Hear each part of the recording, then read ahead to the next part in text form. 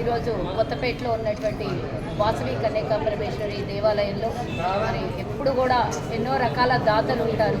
నేను ఈరోజు గుడి కట్టుకుంటున్నానంటే దానం ఇచ్చే వాళ్ళు ఉంటారు, బడి కట్టుకుంటున్నామంటే దానం ఇచ్చే వాళ్ళు ఉంటారు, గోశాల కడుతున్నామంటే దానం ఇచ్చే వాళ్ళు ఉంటారు. ముఖ్యంగా వైశ్యుల్లో కూడా చాలా దాన ధర్మాలు చేసే కుటుంబాలు మమేకం చాలా ఉంటారు. ఇంటికి ప్రతి ఒక్కరు రూపాయి సంపాదిస్తే 10 పైసలు దానాలకి ధర్మాలకి పెడతారు. మరి అన్ని రకాలుగా సేవలు చేస్తే మరి మిగతా సేవలు చేసేవాళ్ళు ఎవరైనా ఉండాలి కదా.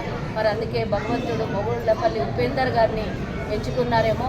మరి ఇలాంటి వివాహాలు ఈరోజు కంప్లీట్గా డిజేబుల్ హ్యాండిక్యాప్డ్ అయినటువంటి ఇద్దరు శివకుమారు ధనలక్ష్మిల వివాహం ఈరోజు మరి మనం ఇంట్లో మన పిల్లల పెళ్ళిళ్ళు పేద పెళ్ళి ఎలాగ చేసుకుంటామో అలాగే మరి ఏదానికి లోటు లేకుండా పుస్తెలు, మెట్టెలు, తలంబ్రాలు, బట్టలు, అది అంతేకాకుండా వచ్చినటువంటి అతిథులు వాళ్ళ కుటుంబంలో సభ్యులు వాళ్ళ బంధుమిత్రులకు అందరికీ కూడా ఈరోజు భోజనాలు పెట్టి హిందూ సాంప్రదాయ ప్రకారంగా పెళ్ళిళ్ళు చేస్తున్నారు అని అంటే చాలా అసలుకి ఇది పుణ్యమైనటువంటి కార్యము.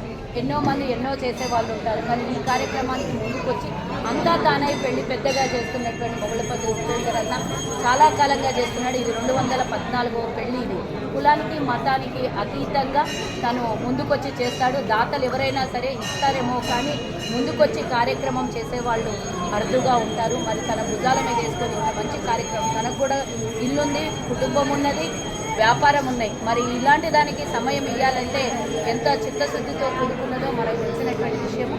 ఇంత మంచి కార్యక్రమాలు తన చేతుల మీద చేసి ఈరోజు వారికి ఆశీర్వచనం ఇవ్వడానికి మరి దివ్యశ్రీ లాంటి వారి మరి ఈరోజు వేద పండితులు లాంటి వారు రావడము, అలాగే ఎంతోమంది కూడా ప్రముఖులు రావడం కూడా చాలా సంతోషకరంగా ఉంది.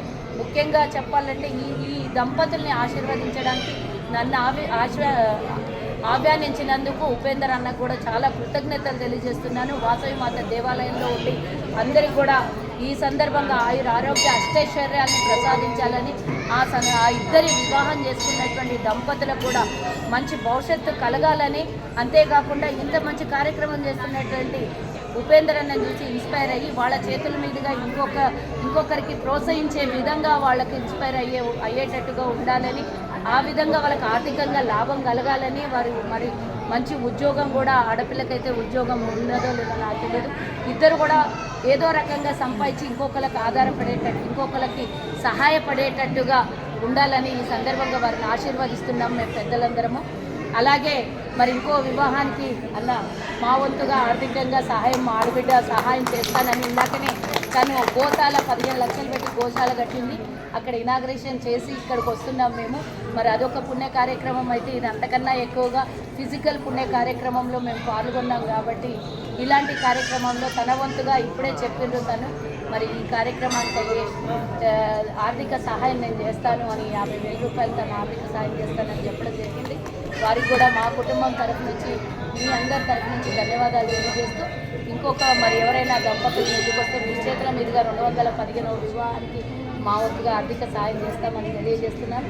ఇంత మంచి కార్యక్రమంలో పాల్గొన్నందుకు నాకు చాలా ఆనందంగా ఉంది. ఈ పుణ్యంలో భాగం కాస్త అక్షంతలు వేసినందుకు నాకు కూడా లభించిందని జై జై